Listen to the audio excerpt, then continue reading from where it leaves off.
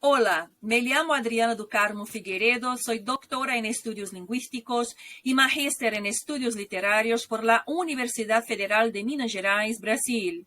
También soy abogada y me desempeño como profesora de Derechos Humanos, de Derecho Constitucional y Metodología Científica en cursos de grado y posgrado en Derecho. En esta ponencia les voy a presentar un breve relato de algunas experiencias que he tenido a lo largo de estos tiempos de aislamiento social, en los que hemos tenido la oportunidad de trabajar con la educación a distancia y con la enseñanza remota de emergencia.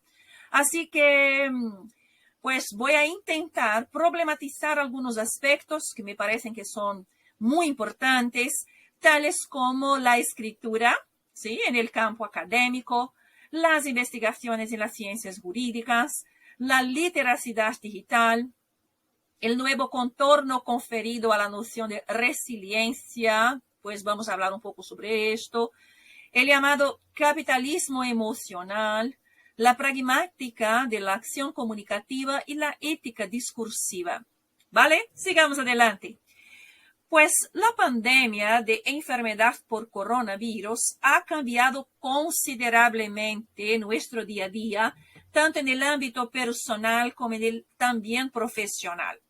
Nuevos hábitos y nuevas formas de interacción social han surgido en este escenario en el que vivimos así como inmersos en el universo de la información instantánea, en el entorno remoto, en la educación a distancia y en estos encuentros virtuales conectados al escenario bastante tecnológico, ¿verdad? Las computadoras y los diferentes tipos de teléfonos móviles, de celulares, disponibles en el mercado, indican que parte de nuestras narrativas de vida, yo digo que está dirigida hacia el uso de herramientas digitales. De hecho, nuestras actividades de lectura, de escrita, también se han remodelado en estos nuevos tiempos, en los que el abrazo se ha configurado con un nuevo contorno a través de una acción interconectada al universo de las redes. En este movimiento de multimodalidad, en el que diferentes formas de lenguaje se apoderan de nuestra vida cotidiana, necesitamos reflexionar sobre nuestra posición crítica frente a la experiencia sobresaliente del mundo que nos rodea. Diversos ámbitos de representaciones virtual, gestual y lingüística se combinan e integran en múltiples situaciones comunicativas. Nuevas experiencias de intercambio de conocimiento emergen a través de la llamada educación a distancia, la enseñanza remota de emergencia. Entonces nosotros estamos percibiendo que una necesidad progresiva está en evidencia en el sentido de fijar la atención en la información que se encuentra como dispersa a nuestro alrededor para que nosotros evitemos las fake news, los movimientos de posverdad y también para que sepamos cuidar, ¿sí? Cuidar nuestra vida emocional en medio de este estado de cosas. La vida conectada a las redes sociales y las exigencias así tecnológicas parece indicar algunas cuestiones de carácter emocional que se vislumbran a un ritmo bastante acelerado. En esta perspectiva me gustaría destacar la noción de resiliencia que les estaba hablando antes, que se ha incorporado en las formas de gestión empresarial como si fuera un nuevo concepto que trae la cuestionable idea o el cuestionable supuesto de proteger a los trabajadores contra los males de la propuesta económica liberal que indica alarmantes supuestos. Pues se supone que el progreso técnico y la producción están por encima del progreso intelectual y emocional de las personas. Como profesora de Derechos Humanos, Derecho Constitucional y Metodología Científica, a menudo me pregunto sobre las formas resilientes de interacción que ocurren a través del uso de la tecnología y cómo estas formas llegan a la población brasileña que todavía sufre con la desigualdad y con problemas de literacidad digital. Este término que estoy llamando de literacidad digital está traducido al español, pues en portugués nosotros decimos como letramento digital. Este término lo tomo desde la perspectiva de la estudiosa brasileña Magda Soares, ¿sí? Y en conformidad con Soares, podemos percibir que en las capacidades de leer y escribir está implícita la idea de que la escritura tiene consecuencias sociales, culturales, políticas, económicas, cognitivas, lingüísticas, ya sea para el grupo social en el que se introduce o para el individuo, que implica un potencial de transformación social. En el campo de la cultura digital, la literacidad digital es definida así de manera muy especial por la misma autora como algo así como un determinado estado o condición que adquieren a las personas que se apropian de las nuevas tecnologías y ejercen prácticas discursivas de lectura y escrita en la pantalla. Estas prácticas son distintas de aquellas, por ejemplo, que se practican por medio de la lectura y la escrita en papel. Esos problemas revelan las dificultades de nuestros estudiantes de derecho en la producción de investigaciones jurídicas y en la escritura de textos académicos. Durante el aislamiento social, pues lo que he percibido es que la producción de textos, ella ha ganado así como un nuevo requisito en términos de habilidades y destrezas. De pronto, nosotros así como hemos tenido que familiarizarnos con nuevas aplicaciones, con diferentes herramientas tecnológicas para las cuales nosotros no estábamos preparados. Brasil, como saben, es el país de las desigualdades. En las calles somos testigos de que el hambre, la miseria, la desnutrición han abierto hacia un problema social que todavía no tiene solución. En esta dimensión nos preguntamos sobre los propios límites de la tecnología para que tengamos seguridad incluso en nuestra vida privada. También nos interesa comprender cuáles serían los retos, ¿sí?, a los que debemos hacer frente en cuanto a nuestra responsabilidad ética y educativa respecto al uso de las imágenes, la voz y las identidades en este entorno tecnológico. La vida conectada al universo cibernético nos ha planteado varios interrogantes sobre los comportamientos que adoptamos cuando nos encontramos en estos entornos de aprendizaje o en situaciones de interacción a través de las máquinas. Las indagaciones, por ejemplo, sobre el significado de nuestra acción comunicativa orientada al entendimiento, al supuesto entendimiento, como lo propone Habermas, y las formas en las que asumimos comportamientos para la toma de decisiones, nos hacen reflexionar sobre las responsabilidades en nuestras relaciones humanas. Estas perspectivas también nos permiten pensar sobre una ética discursiva en la que los sujetos de acción pongan en práctica aquello que nos define como especie humana, es decir, el lenguaje, como instrumento, claro, de emancipación social. En términos generales, podemos decir que la noción de vida emancipada, sí, indica, pues esta noción de vida emancipada indica el uso responsable del discurso, es esto, y los movimientos de argumentación. Para Habermas, la acción comunicativa nace de las relaciones interpersonales entre sujetos capaces de lenguaje, de hablar y de interactuar. La ética discursiva entra en escena con el objetivo de llegar a una comprensión posible de la situación en la que se desarrolla la interacción con miras a coordinar acciones a través del entendimiento. De esa forma, para Habermas, la lógica de la argumentación no se refiere como la perspectiva formal a las relaciones de inferencia entre unidades semánticas, por ejemplo, entre las oraciones, sino a las relaciones internas también de tipo no deductivo entre las unidades pragmáticas, que ahí podemos considerar, por ejemplo, los actos de habla, de que se componen los argumentos. Pues los argumentos están compuestos de estos actos de habla dentro de esta propuesta pragmática. El ser racional en esa lógica es aquel que se revela como un sujeto dispuesto al entendimiento.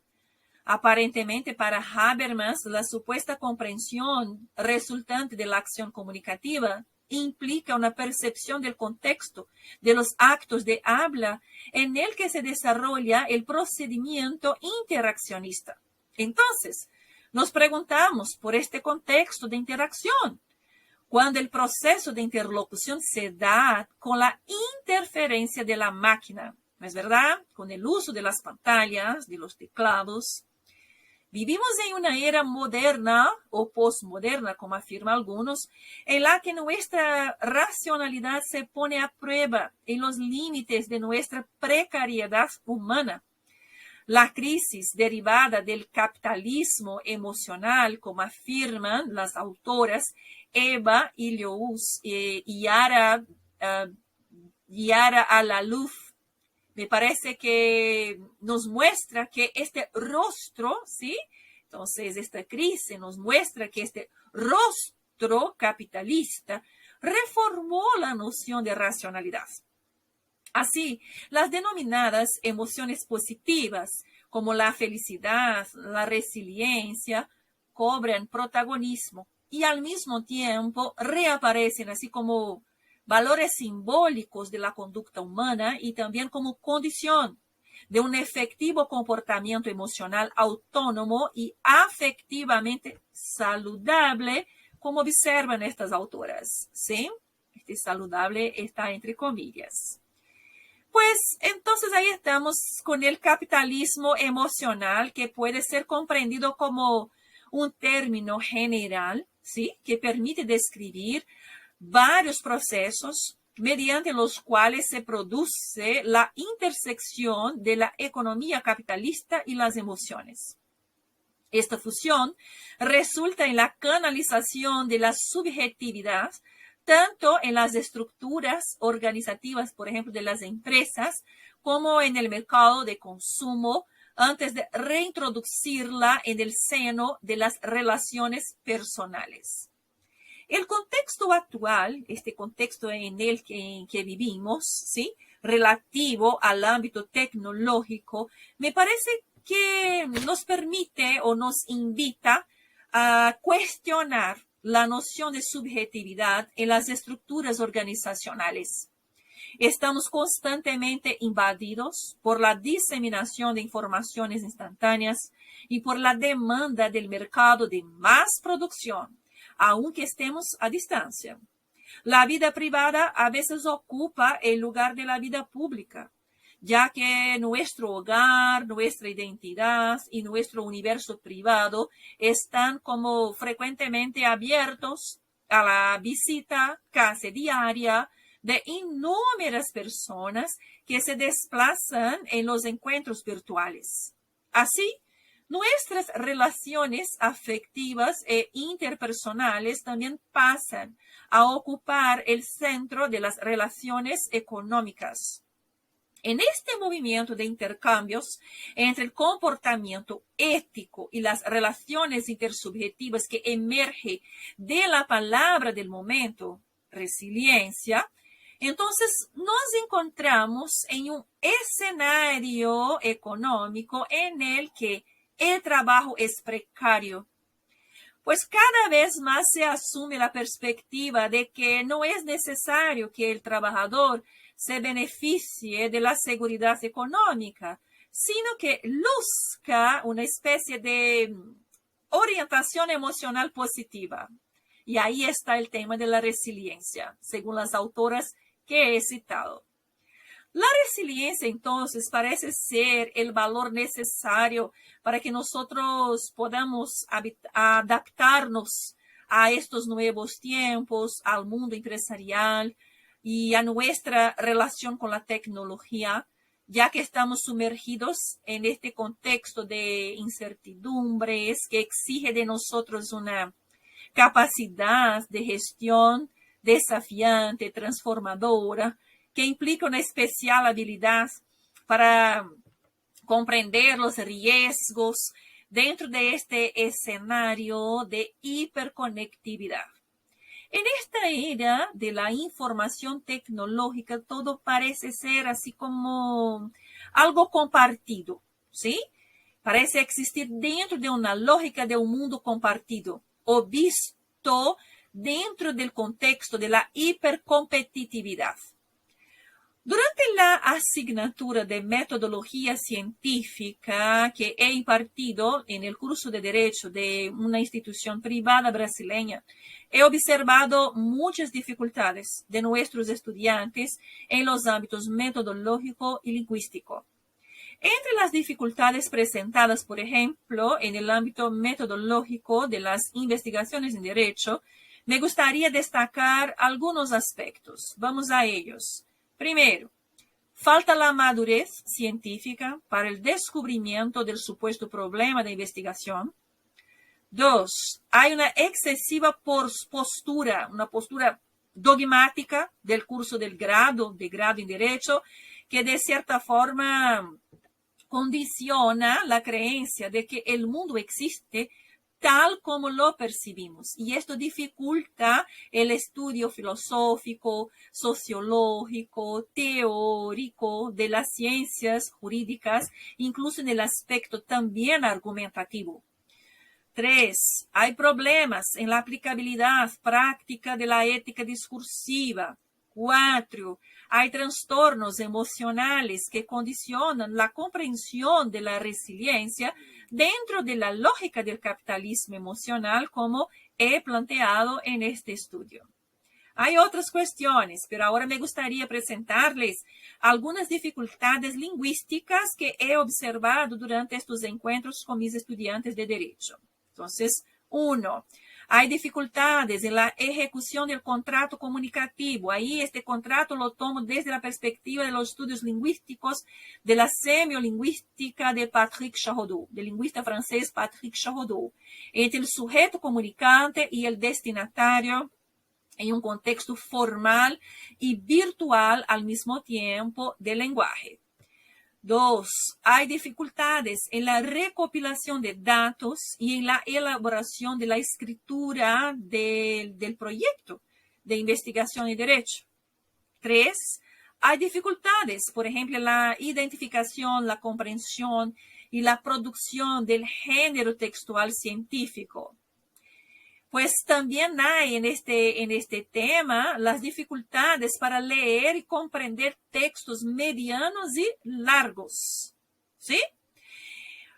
También he percibido entonces en la secuencia, pues, otras dificultades para comprender en realidad textos, géneros textuales académicos, por ejemplo, resúmenes, reseñas, trabajos monográficos, la comprensión de estos géneros textuales.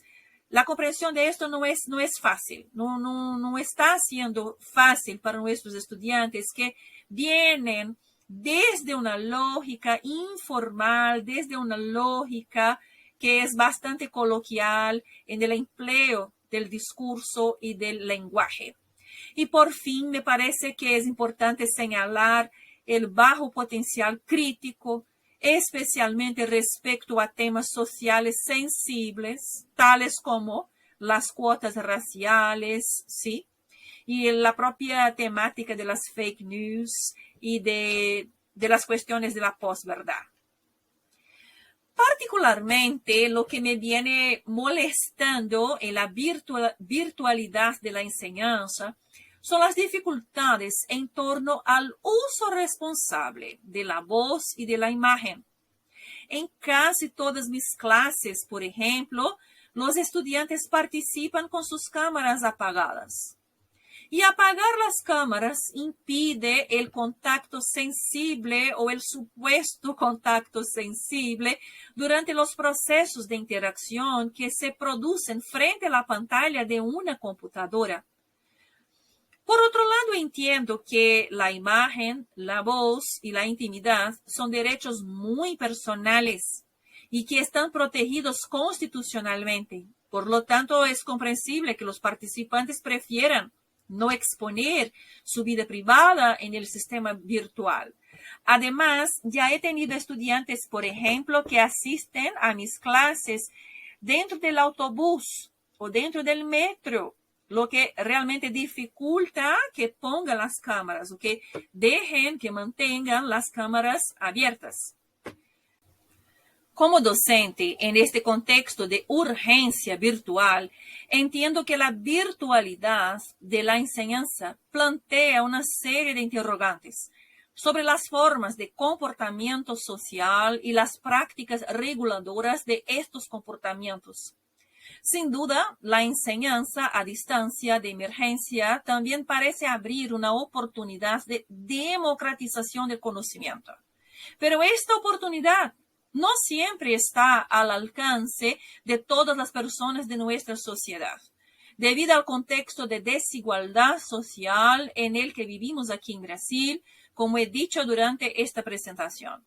Cuando los estudiantes apagan sus cámaras o cierran el circuito de voz, tengo a veces la sensación de que ni siquiera están presentes en el entorno virtual o que se han marchado para realizar otras tareas.